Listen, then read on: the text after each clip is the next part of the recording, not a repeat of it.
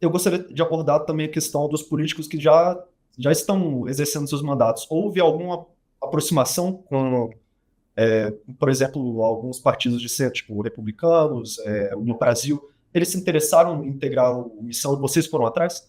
A gente não tá indo atrás de ninguém hoje, muito pela lógica de que a gente precisa apresentar um projeto antes. Ir atrás, em geral, se eu te falar assim, se for conversar agora com um parlamentar, existe um período que, na política, especialmente no interior, eles chamam de período da galinhagem. Esse período da galinhagem começa agora em outubro. A galinhagem é basicamente assim, um político começa a ver que vai pintar a janela partidária para as mudanças no começo do ano que vem. Então, como terá a janela, ele vai começar a ouvir proposta. Aí ele ouve proposta de um, e aí ele barganha com outro, e depois barganha com outro, e ele vai, cada um vai se cacifando. Nesse sentido, eu entendo, conheço esse processo, a gente não vai entrar no meio disso. Primeiro porque qualquer conversa que eu tenha eu venha a ter com um político agora, vai se dar nesses termos, do tipo, quanto você vai me dar de dinheiro, eu vou ser rabeira de chapa ou ponta de chapa? Que são essas discussões bem pragmáticas da política que não tem a ver muito com o espírito nosso. Nesse sentido, o que a gente quer? Nós queremos apresentar candidatura, nós queremos presidencial, projeto para o Brasil, uma linha ao norte, e aí atrair as pessoas de boa vontade que queiram participar. Isso pode incluir políticos que estão instalados em partidos mais tradicionais? Eventualmente, sim. Agora, eu acho improvável. Eu acho muito improvável, porque mesmo, olha só uma coisa muito louca, mesmo jovens idealistas que estão aí na direita, no Brasil, blá blá blá, esses caras estão todos interessados em quanto que eles vão ter de grana, quantas aparições na TV, na campanha eles vão ter. O jogo tá completamente pragmático, assim, não demorou muito tempo para todo mundo entender como é que são as regras. Então,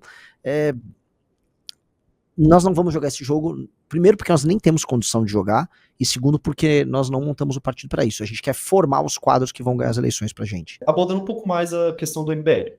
Em 2015, o MBL cresceu com o apoio de jovens mobilizados nas redes, né? 10 anos depois, agora, em 2025, esse apoio ainda se mantém. E como engajar o jovem hoje, que demonstra desinteresse pela política? Olha, a ideia do desinteresse pela política entre os jovens, ela pode ser bem relativizada. Eu teve agora no Nepal uma derrubada de um governo tocado pela geração Z, tá todo mundo comentando sobre isso. Na Europa, a boa parte dos protestos anti-imigração vem sendo tocados pela geração Z. Morreu hoje o Charlie Kirk, que é um símbolo do ativismo político dentro da geração Z nos Estados Unidos. Então eu acho que a geração Z, ela não vai tanto à rua, ou não ia tanto à rua, diferente da minha geração, que é a Millennial, que participou do 2013, do impeachment da Dilma Rousseff, mas ela agora vai exercitar o seu próprio protagonismo político. A gente está chegando na era em que a geração Z vai tomar decisões políticas e vai fazer política à sua maneira. Hoje ela faz política nas redes. Agora a gente talvez comece a ver política nas ruas. A gente começou, como você colocou, fazendo política em 2015, colocando o millennial na rua. Isso foi claro. E, na verdade, o que aconteceu é que as ruas foram tomadas pelas gerações mais antigas. Então, hoje a gente vê, por exemplo, manifestações bolsonaristas em que a média de idade é no mínimo 56, 57 de média, né? Então, até tem um recorte interessante, porque a gente tá falando de média e seguindo até a distribuição normal, sei lá, 80% das pessoas que estavam nas manifestações deviam ter entre, sei lá, 45 a 70 anos, sabe? É um público muito envelhecido. As nossas fileiras, né, as pessoas que fazem parte do movimento, são majoritariamente parte da geração Z e da geração Millennial. Há uma mobilização maior e uma estruturação maior com essas pessoas do que a gente tinha no começo do movimento. Então o cenário é muito bom. Inclusive as pesquisas para prefeito do Kim Kataguiri, quando ele era pré-candidato pela União Brasil em começo de 2024, elas mostravam que o Kim ele ficava em primeiro ou segundo entre os mais jovens, ficava disputando com o Boulos.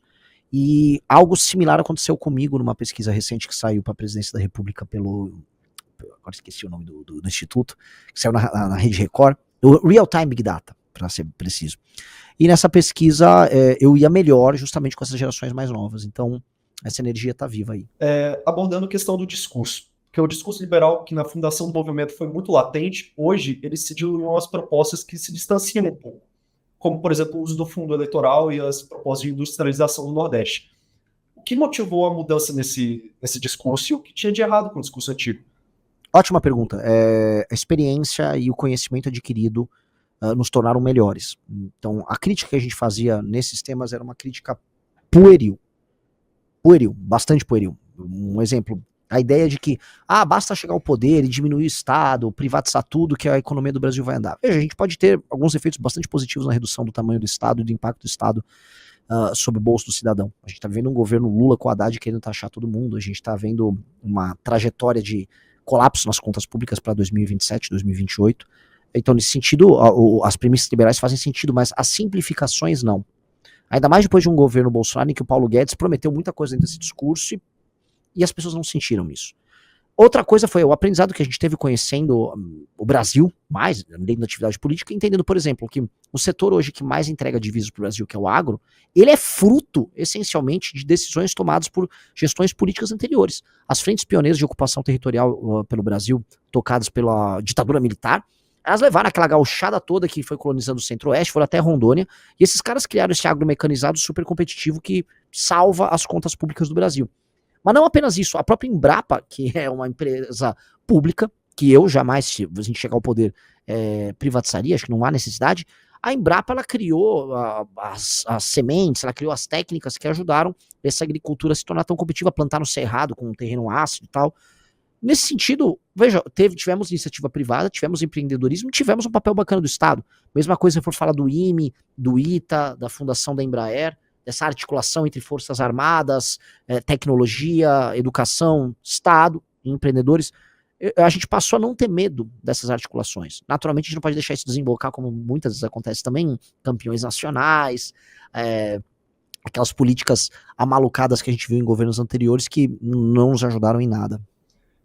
Renan, o senhor já criticou o jogo político, aquele jogo político tradicional de acordos, bastidores, troca de partidos, algumas vezes durante sua trajetória, e também o movimento já combateu isso.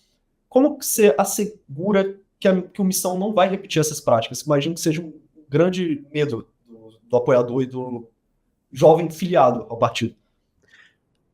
Essa é uma outra pergunta interessante, que ela se linka com as perguntas iniciais, que é a ideia de manutenção do espírito público que deu origem ao partido.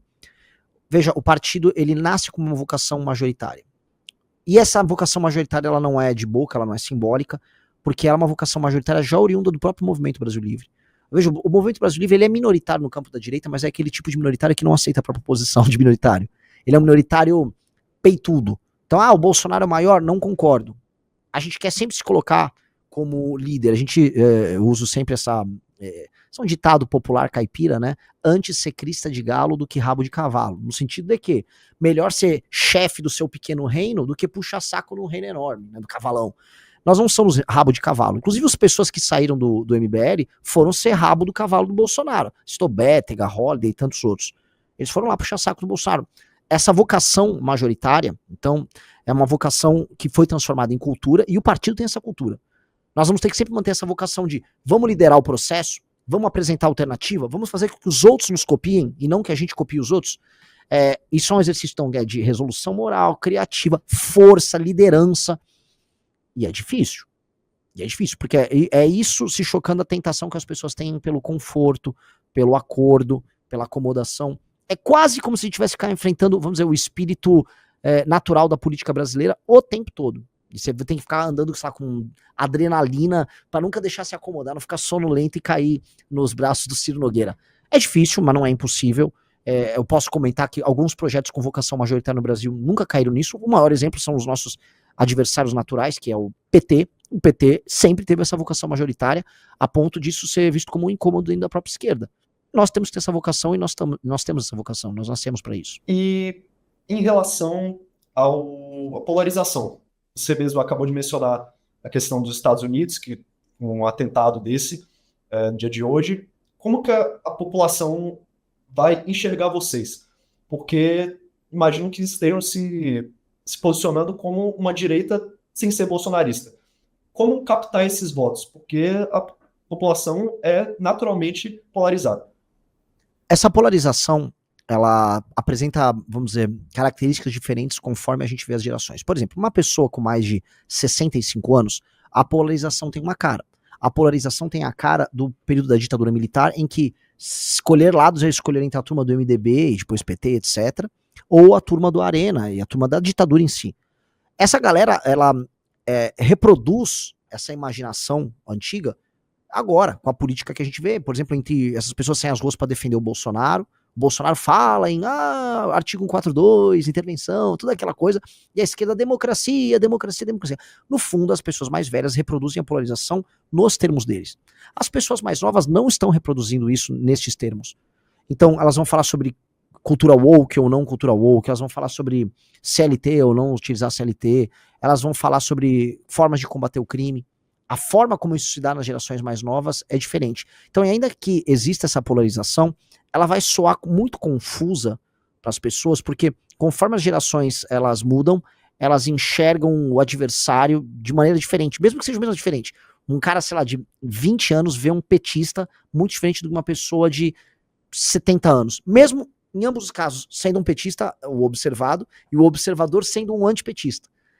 Nesse sentido, nós somos, como nós somos muito mais fechados dentro de um corte geracional mais jovem, nós temos uma interpretação do que é essa polarização e de quem é o adversário.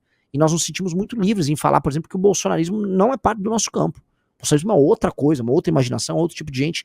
E muita gente, como coloca tudo no bolo só de direita e esquerda e não faz essa divisão geracional, acha que o nosso discurso é meio maluco. Então, acontecem coisas engraçadas. Eu tô dando entrevistas agora, fui na Jovem Pan, e aí pessoas mais velhas vêm em minha entrevista e elas falam, pô, mas eu tô gostando dele, mas é muito. Ele tá falando que eu gosto de um jeito diferente. Essas pessoas acabam não entendendo. E é natural que não entendam.